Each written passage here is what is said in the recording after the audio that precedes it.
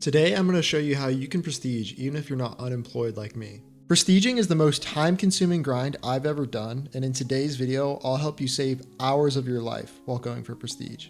I've prestiged twice now, and I'm a few items away from my third prestige, as you can see.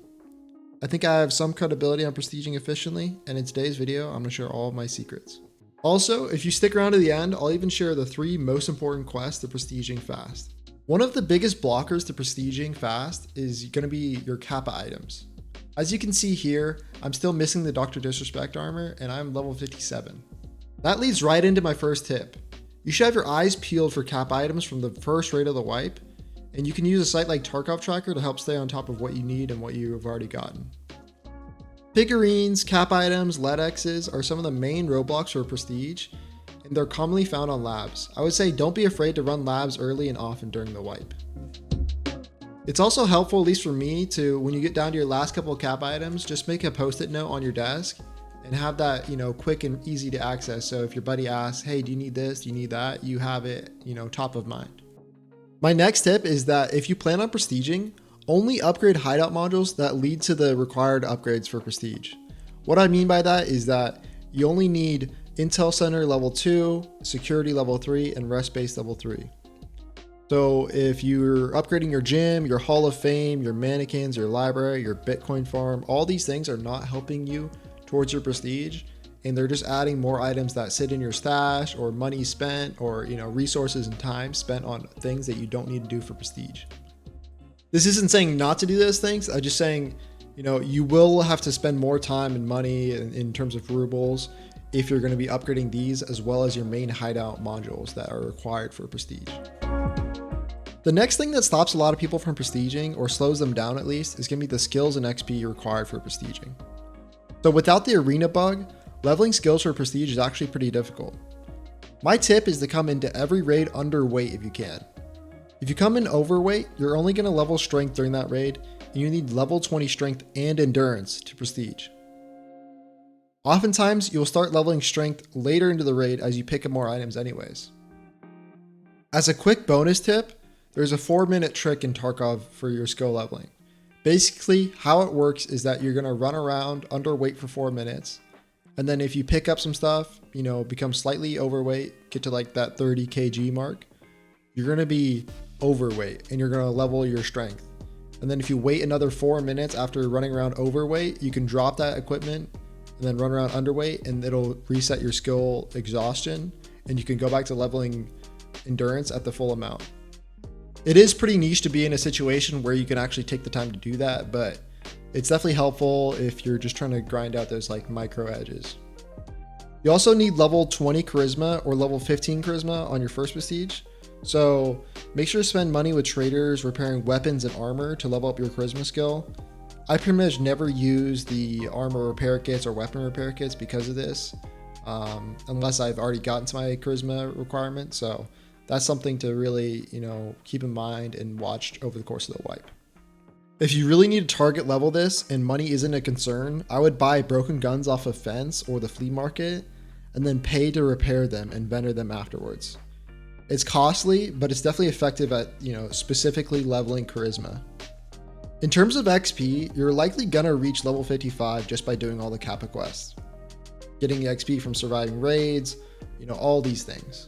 If you're not able to hit level 55, you can also try and fit your dailies and weeklies into your raids as much as possible, as when you get to a higher level, they can give upwards of like 30 to 50,000 per daily and weekly. Efficient questing is probably what stops most people from prestiging fast.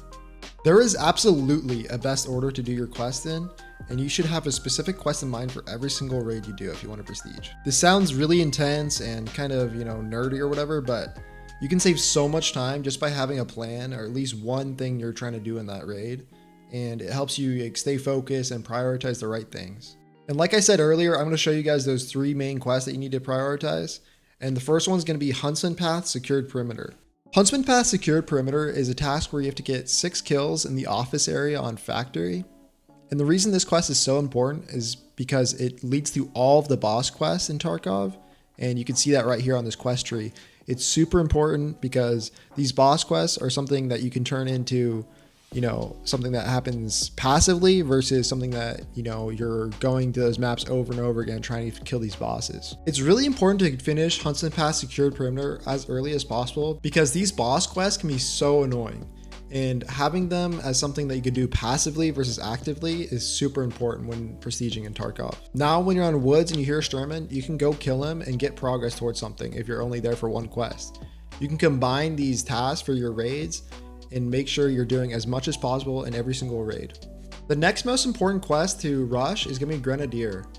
It leads to the test drive task line, and now you can do these passively instead of, having to go Lighthouse over and over again without having your other quests on Lighthouse because you chose to push test drive until really late in the wipe.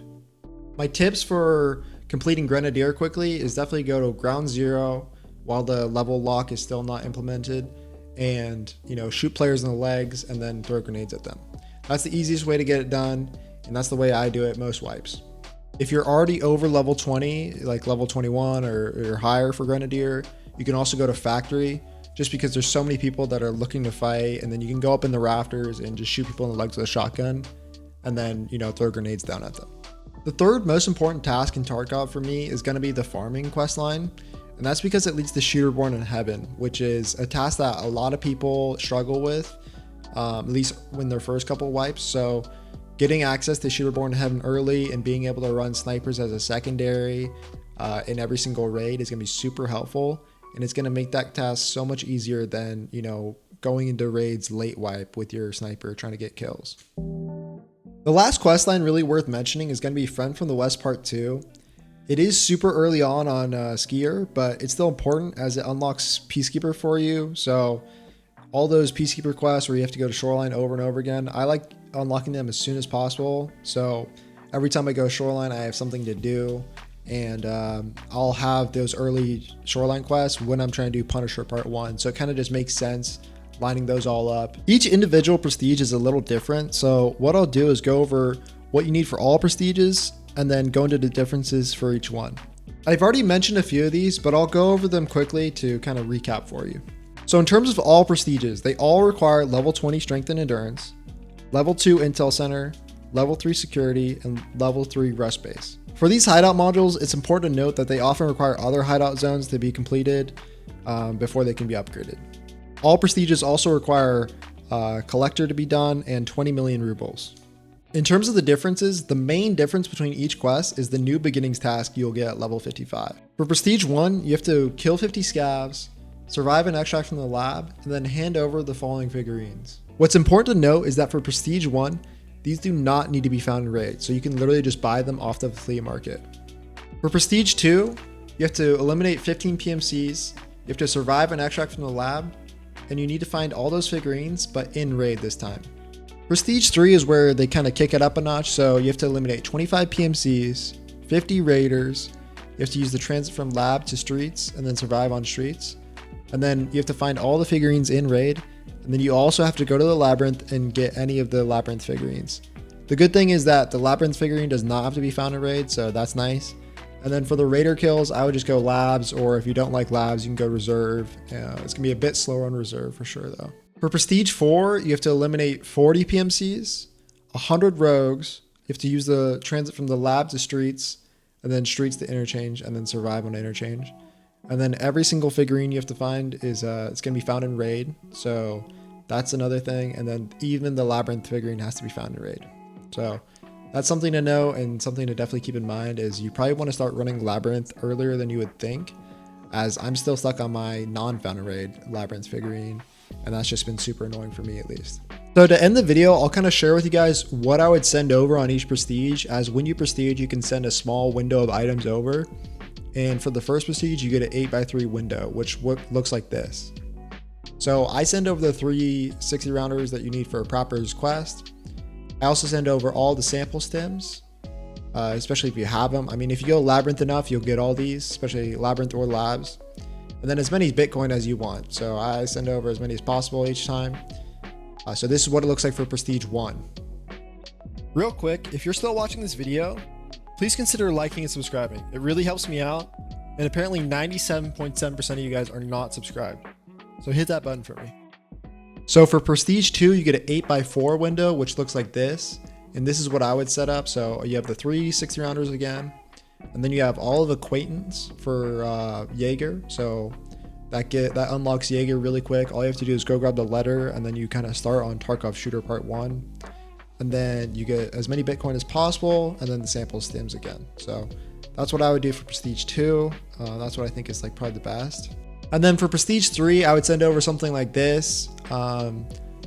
It's got the 60 rounders still. It's got Acquaintance, all the food items. It's got a bunch of Bitcoins. It's got all the sample stims. Honestly, I'm just in the process of buying more Bitcoin. So I'm probably going to fill up all this where the serve kit is with more Bitcoin. And then there's one slot with another Bitcoin.